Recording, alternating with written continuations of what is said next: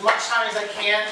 I put a deck together, but I'll admit, this is gonna be like loose. This is gonna like, I didn't really like put together a lot of like presentation notes. This is just a topic that I'm really passionate about because I see it all the time. So as a pragmatic product advisor, I go around, executive product advisor, I work with companies all over the world. Like tomorrow morning, I'm on a plane to Poland for 2 weeks. And that's like the worst humble brag ever.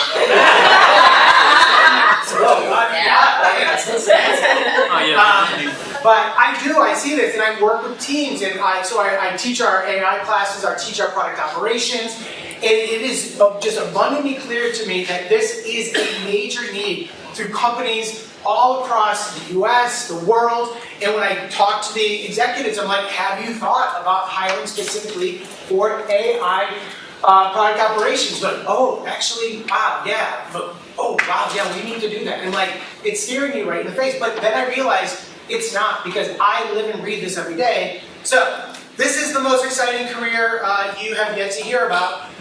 Shout out for our sponsors, including these guys right here.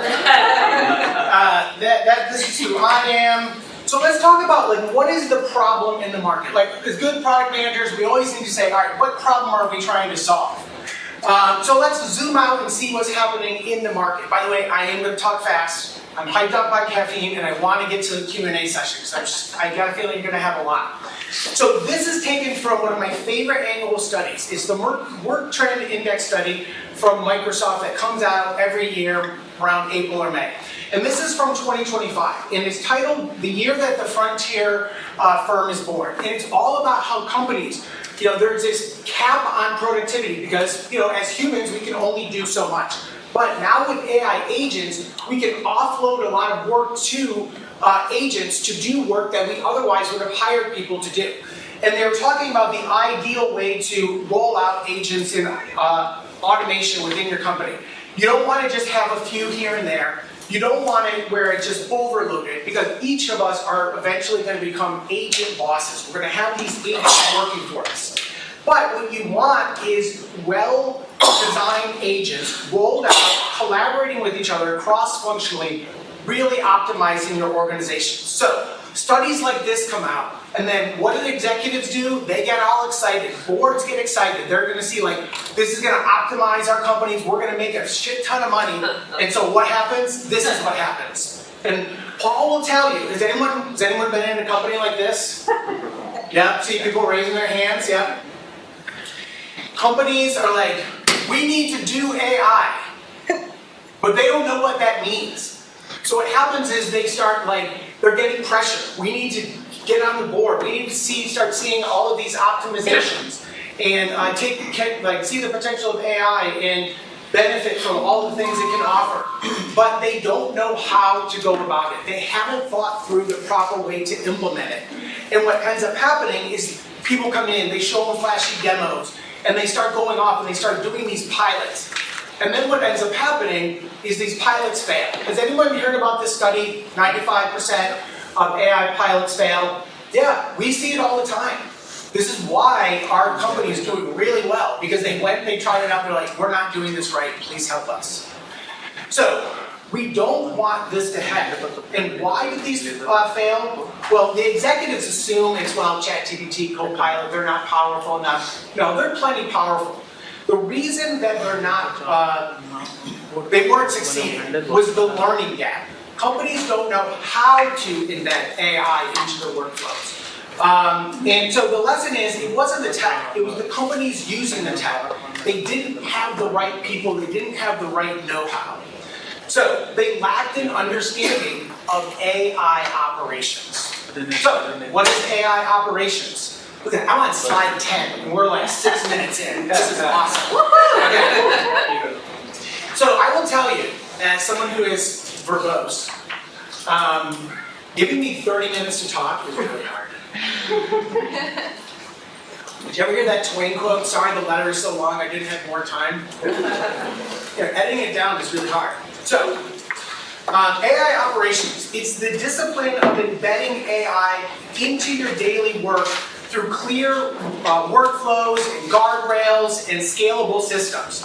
So it's really that end-to-end AI management.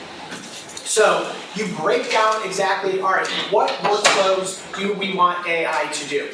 How are we going to build, test, optimize, monitor, and sustain those new processes?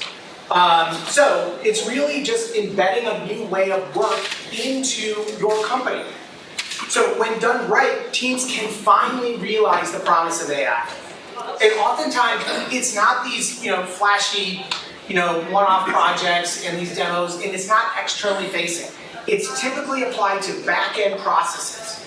Back-end processes that a lot of product managers are doing on a daily basis, which we'll get to in a little bit. So once you effectively once you know how to do AI operations effectively across your organization, every department should be thinking about, all right, what does AI operation mean for us? Marketing, finance, accounting, manufacturing, everybody.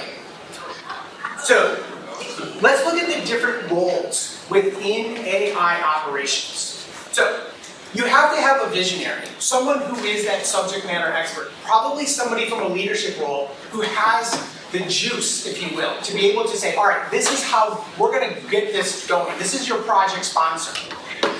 Then you have the AI operators. So, they're going to measure up here. The visionary is really going to measure that, do that measurable, really measure the outcomes. Say, this is why we're doing this. The AI operator is really going to be bridge that gap between the business processes and the AI systems. So these are the people that really love breaking down those processes, being able to kind of take that complex work, put it into smaller chunks, and be able to communicate that to everybody in the process or in the project. So they get real satisfaction from kind of taking those expectations and being able to kind of see the process from start to finish. And they do this in an iterative fashion. Now, they're going to work closely with the AI implementers. So those implementers handle the technical aspects of this. So these are the people that are often writing the code, creating the agents, and then maintaining the AI systems. So think of this as agile for AI.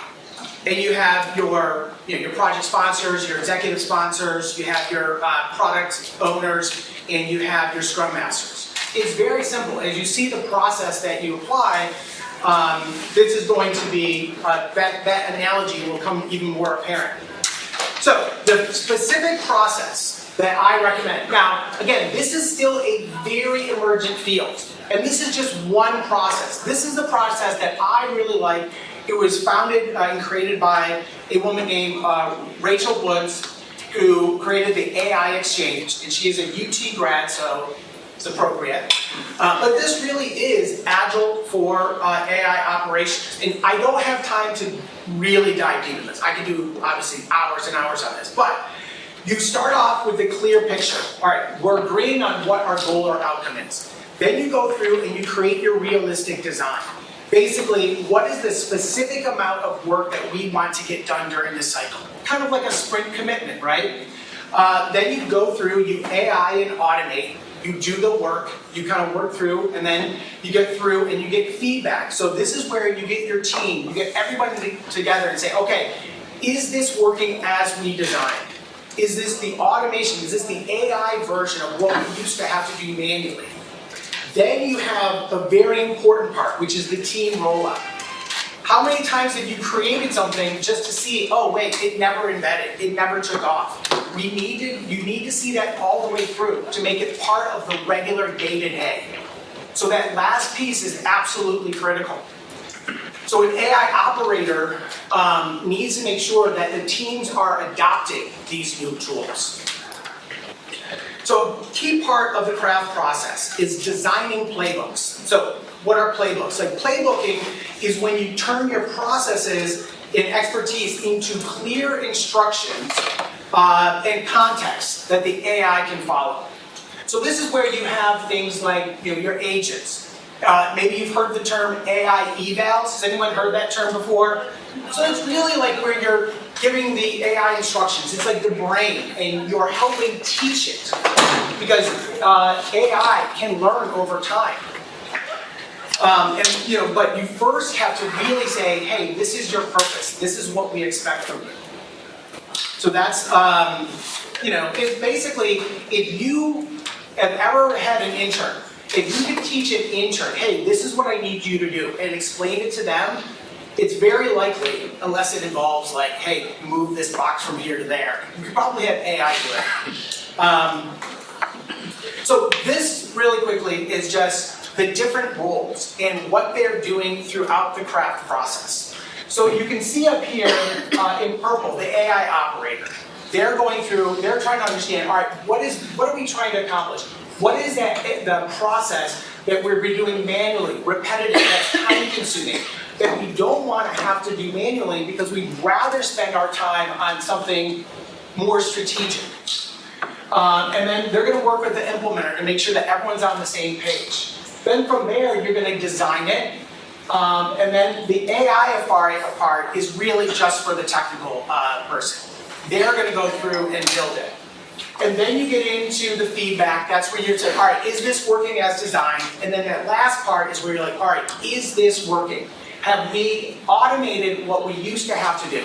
And at that point, great. Now, of course, you may decide to embed humans in the loop. That's basically, at some point, it's not like you're just turning things over to AI and being like, okay, great, we're done. No, you still need to check in. It's almost like you're working with the AI like a teammate. I'm going to take a breath. What time am I speaking till? Right, so till 40? Yeah. 40. So I'm 40, okay.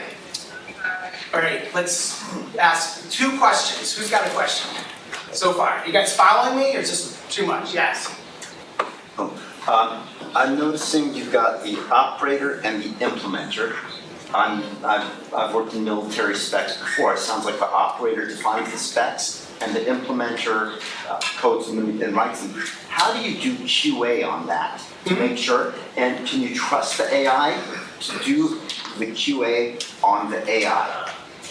So, no. So in the QA part of it, and that's part of the feedback process, you're going to go through and you're going to have the team testing. And that's where it's going to find things. And you can do and basically, you look at error patterns.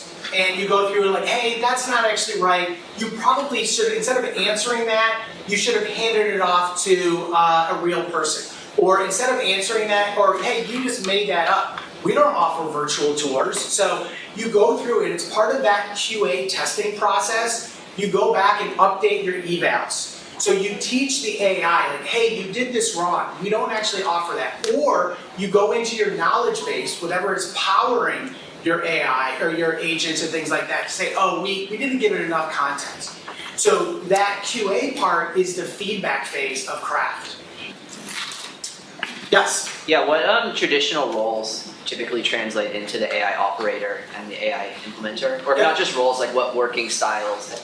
I'm going to put a pin in that because we're going to come back to that later. Okay, cool. But like for product managers and things like that, if you're a technical PM, you could be either, if you're a project manager, program manager, operations, any of those could, if you basically like to work with people, don't mind, kind of diving in, trying to become a subject matter expert on a particular process, and then, doing good stakeholder communications, that's what the operator role is. Okay, cool. Yeah, I think I'm struggling with like whether it's a product or project, like if it's more like product focused or Scrum focused, and like where that fit is. Yeah. So this is we're going to wait till we get to the product operations part of it.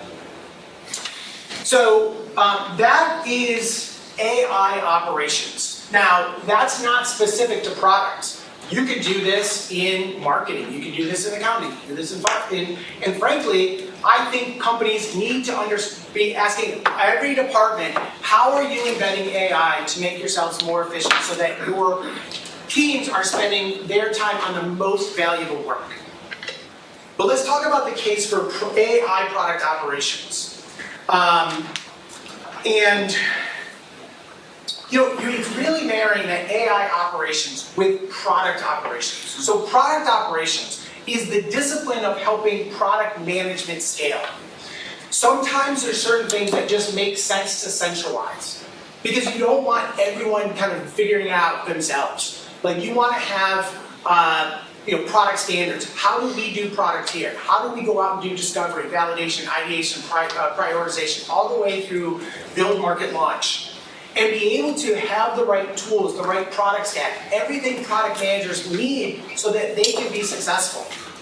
That's what product operations does. And it's oftentimes at larger companies, they have this function. Because I primarily am working with mid to larger companies. So by marrying these two, you get this. But why is this so important? AI is already table stakes for product managers.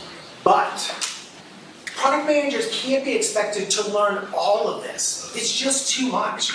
Carrie, when she was giving her presentation, she's an amazing AI product manager. And you should go to her presentation because she's phenomenal.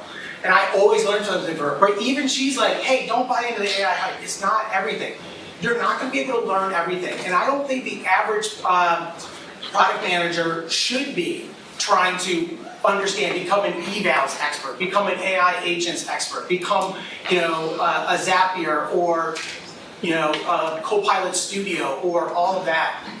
You've got your day-to-day to worry about. Let product operations take on that function. It also makes sense to, let's centralize it and be clear about who owns it. Some of the biggest challenges that Paul and I see on a day-to-day basis for companies is lack of clarity on roles and responsibilities. So let's clear it up right from the get-go.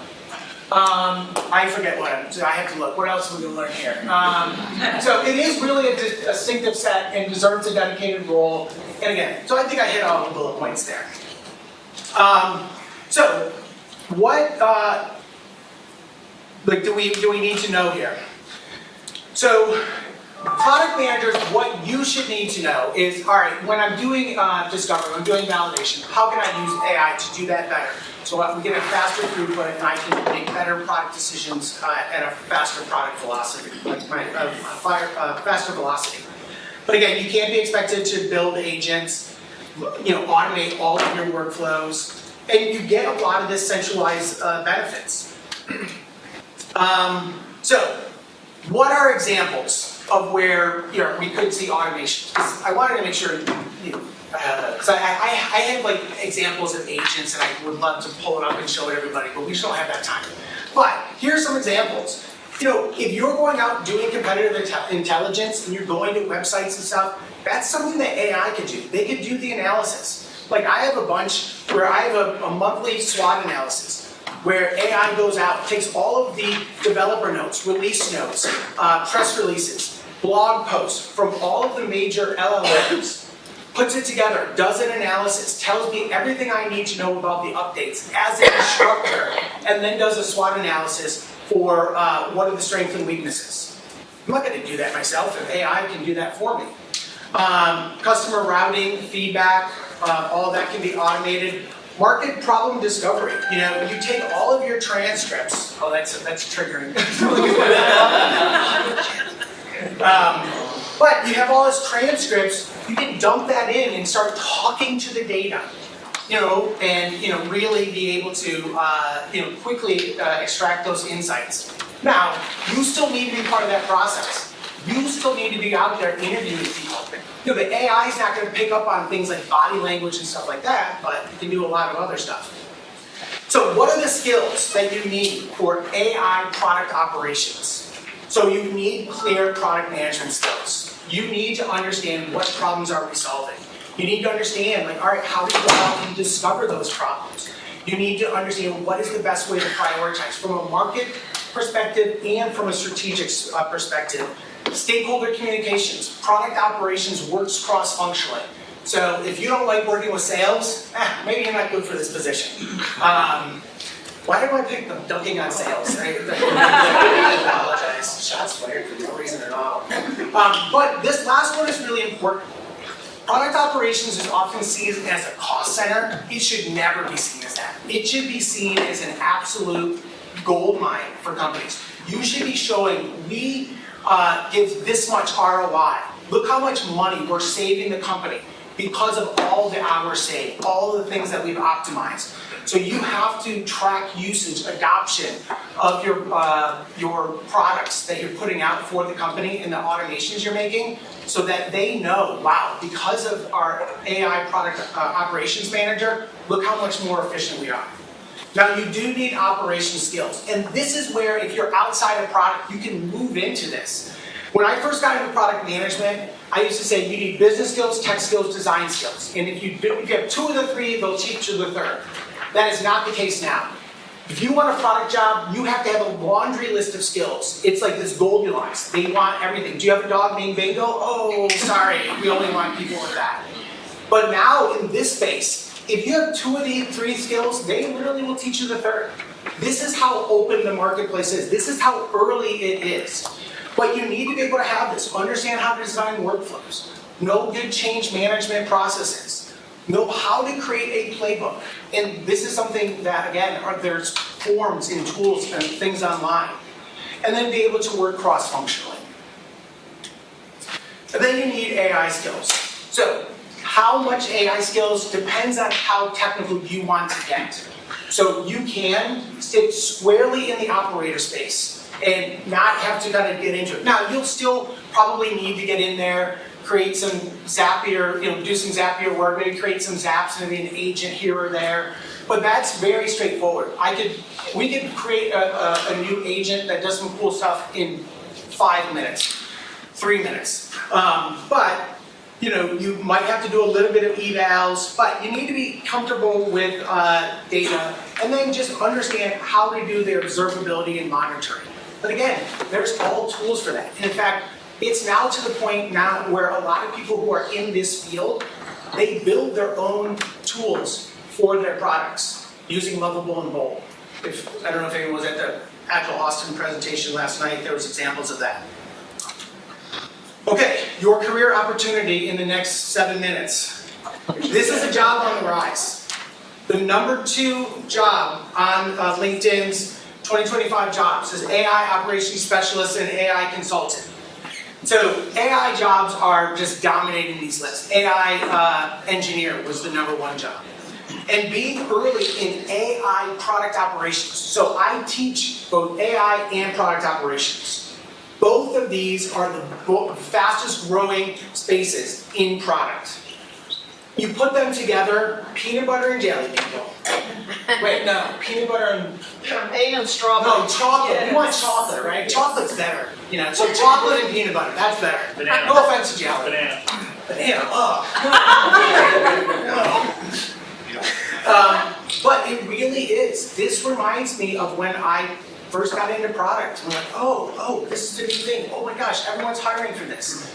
So, this is how a clown like me ends up getting up in front of like this. I got into product early. People ask me like, oh, hey, how do you become a teacher and instructor? I'm like, I got in really early and I just kept learning and tried really hard. It's very rare that these sort of opportunities come along in the market. And this is one of those opportunities. So you see, they haven't even settled on the job titles yet. But all the companies that I advise, literally all of them, on a weekly basis, need this. And I've just been saying, just call it AI product operations. Because that's where it should live, that's their title, that's what they're doing. And just, so, you're gonna see this more and more. And you can see here more reasons why all companies are using these LLM, the APIs, which means they're going to be using it. They need to have that back-end automation. They need somebody to build off of these. And they need some dedicated talent to do it. And going back to that 95% failure rate, the companies are going to learn from that. They're like, okay, what's the smart way to go about AI? And they're going to realize, okay, rather than ask somebody to do this off the side of their desk, let's put the right people embedded in the right organizations. So, you're going to see someone is going to own this internally, and it's going to be for product. It's going to be product operations. It's going to be someone with a specific AI role. Hey Dan, you haven't told me 11:55 actually. Just so you know. I know, shit, okay. Well, we're gonna have lots of time for me then. I can pull up some, maybe I'll show some agents or something. Okay. So, product operations, like just 5-10 years ago. Well, let me just stop. Okay, who has a question? Yes. So when we talk about product, AI product, and product operations, what about use cases where the marketing team or the customer service team is trying to AI-fy their operation? Does that also, in your experience, fall under this domain, or do they have separate teams? So that is going to be a hiring decision for the company, because they may say like, oh, hey, we're going to hire someone in marketing to be the AI marketing operations person or something like that. Because every group should be thinking about how can we embed AI, which is AI operations, to be more effective.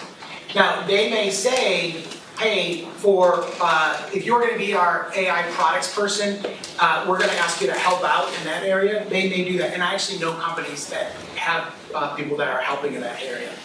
And Viren actually just asked a question. He mentioned AI product manager. So the difference here is an AI product manager is building AI into products.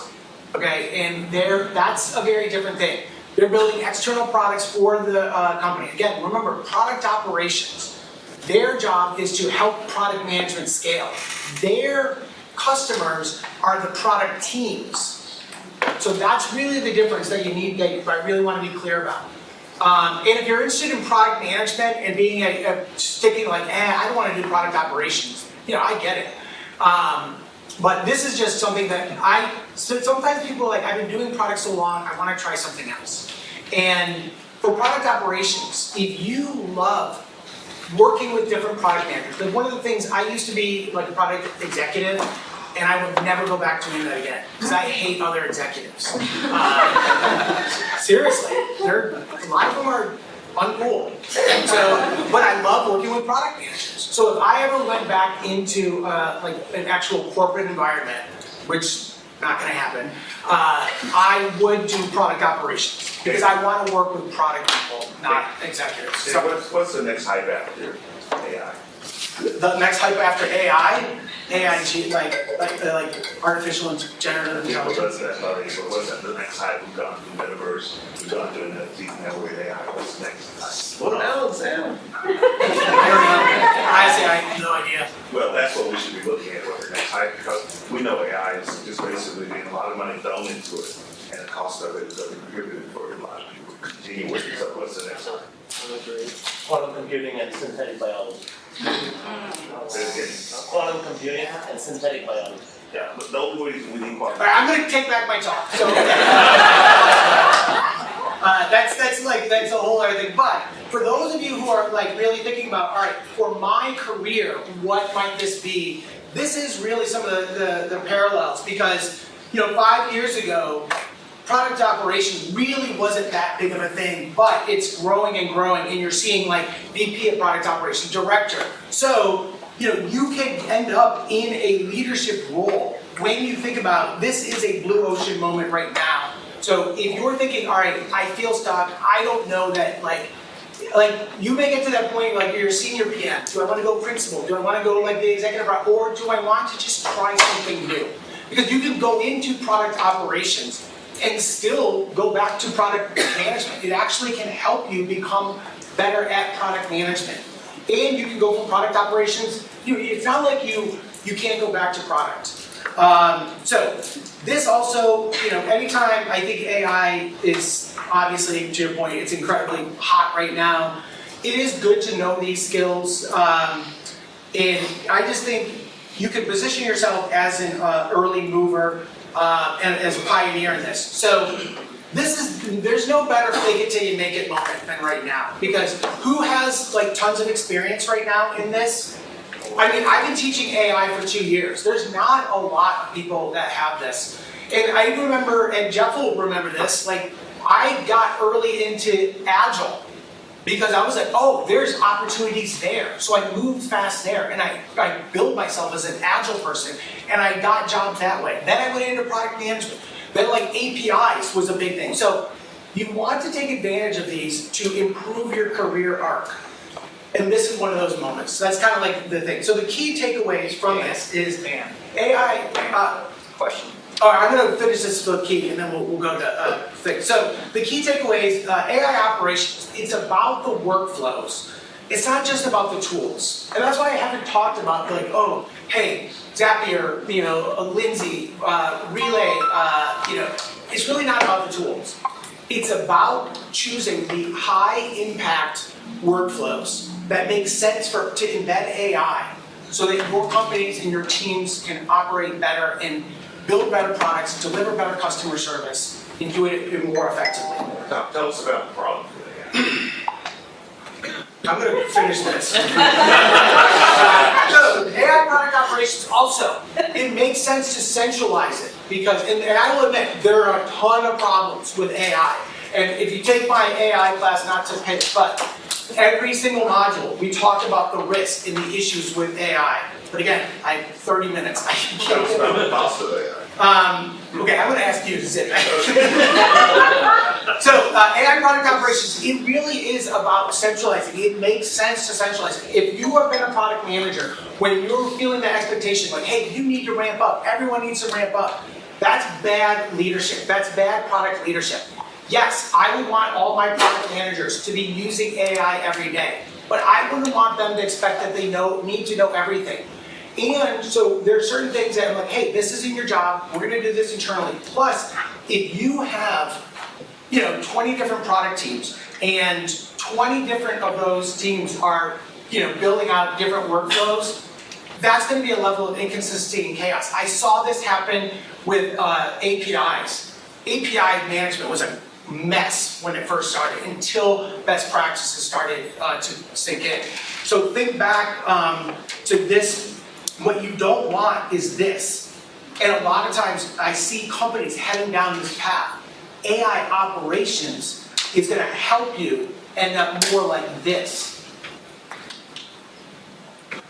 And then the last point is it's just a major opportunity with a lot of upside. Because as I said, I jokingly call it a fake it till you make it, but I just took a 7 weeks AI product operations boot camp, but I had already dove into AI agents. I learned about evals. I learned about all of those things, only to realize I started too deep. And I needed to step back and say, all right, great, now I know how to build agents, but what problem am I solving? I made the classic product mistake. So I had to step back and say, okay, let me get a better sense of product operations. And by doing that, now I know how to be a much better AI implementer. Okay, questions? Okay, we got 10 minutes. Okay, sorry, yes, Rod. Yeah, so just to some points of clarity around, especially like how we market ourselves. I mean, as a product manager, there's the AI product manager, then there's the AI operations product manager where you're helping other product managers. But it seems like there's AI product operations. Yes. Okay. So would you say that AI operations, so like I feel like there's a big market for a product-minded person to come in and help automate your marketing team and help automate, and I guess what would your recommendations be on how to market to that segment? So if you get into marketing and sales, they actually have a different term. There is a term, so this is really geared towards product because in marketing and sales, you may have heard the term go-to-market engineer.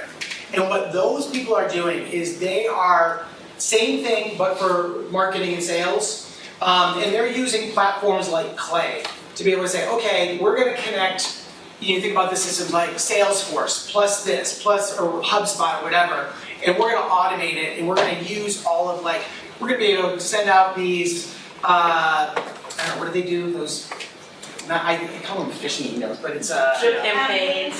campaigns, and we're gonna do it in your voice. But that title is generally like a go-to-market engineer.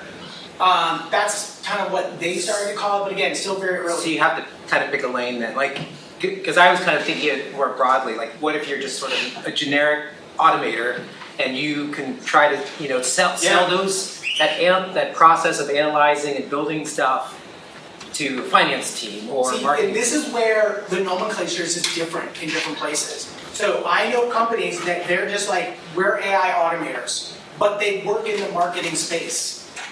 But they just call themselves AI operators. So, so again, it's still early. I don't know how it's gonna end up playing out. Yeah, Alex. So the way I'm looking at it is, there's been sales operations around for decades. And so all they do is help make sales more efficient, salespeople more efficient, right? They come up with a standard process, they don't have to do all the invoices themselves, they automate the quoting. And then marketing operations was next, right? So someone sets up all the campaigns so the actual marketers don't have to spend a lot of time in, say, HubSpot or whatever it is. And this is like the next step, right? So now there's going to be product operations that's going to help make the product managers way more efficient with how they use their time. And the AI component is really important because they're going to take advantage of all the new technology, standardize it, just like they did for sales and for marketing, to make the product managers way more efficient. Is that a good summary? Yeah, and there's still, what's nice about the AI component is teams, it isn't like you're gonna be boxed into this rigid process. There's gonna be flexibility, and you have to have that because teams are gonna be working on very different things. But now, with AI, and it has a level of understanding, and you can train the AI, and I didn't really get into the whole how do you train the AI, but you can, and that's a big part of this, because to your point earlier, there's a lot of risks. And if you get people who don't understand products and don't know how to use these tools properly, that's how you end up with that 95% failure rate. So you have to really train up on this, understand, and that's why I mentioned like part of AI operations is guardrails. It's a big part of it. But you also need to empower the people using it. So there's a balance there. But yes. Yes, I have a question. Thank you for the presentation.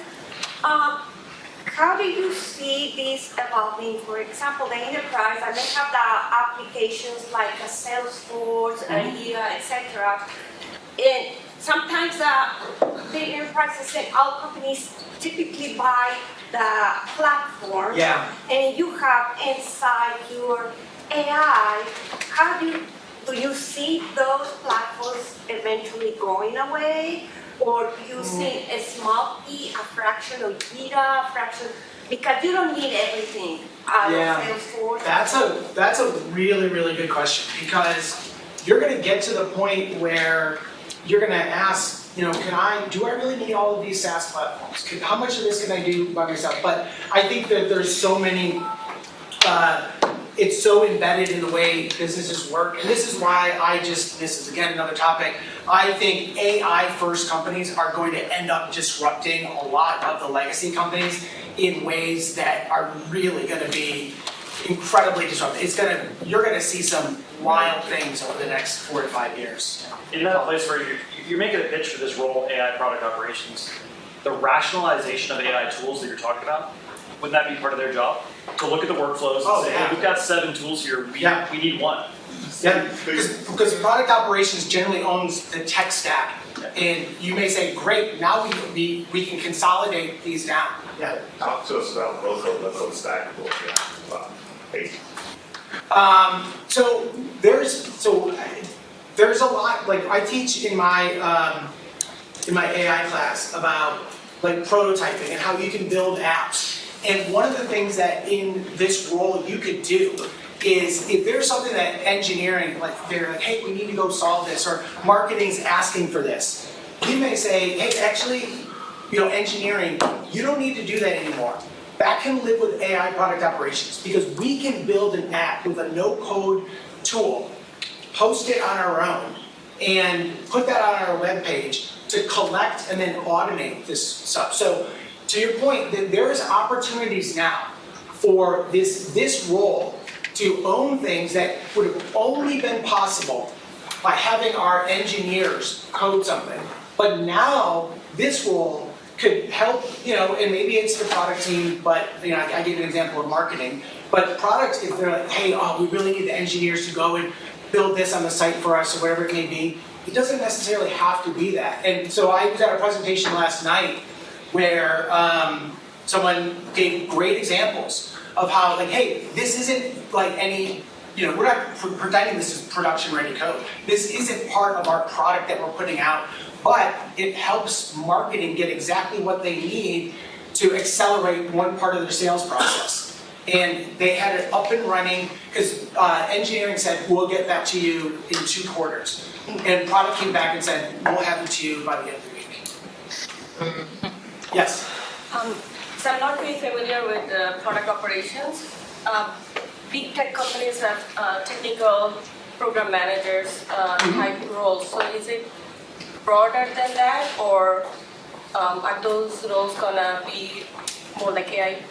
The same way that project managers became product managers, program managers are becoming product operators, or product operations. That's the trend I'm seeing. And because program management, I'm not shitting on it, there's just a lot of process there. And what you want to do is have just enough process and nothing else. I know people are gonna ask me, where can I learn this? This is just the boot camp I took. It's through, and this is Rachel. She immediately after UT went and started doing AI for Facebook, and she is an advisor on a lot of tech companies like Data.World here in Austin, and which actually just got bought by ServiceNow. So this is the boot camp is still in beta mode. So I know her, and I was like, because we're professional college acquaintances, I said I would really love to take that, because I think that this is something that product managers need to know about. So I went and I took it. So this isn't even really open to the public yet. But this is also the type of stuff that we teach, and you can go and you don't necessarily have to go to like a boot camp like that. This is all the stuff that is available out there. She has a group called the AI Exchange. And the AI Exchange, it's expensive every month, I'm not gonna lie. I'm like a lifetime member, so I don't pay anymore, but it's like $50 a month, but every week they have a session you can go and learn. So if you don't mind paying $50 a month to learn about this, you can join the AI Exchange. Also, there's just tons of stuff online that you can learn, but so, okay, I'm gonna be around all day. I'll be at the Pragmatic. Thanks, Dan.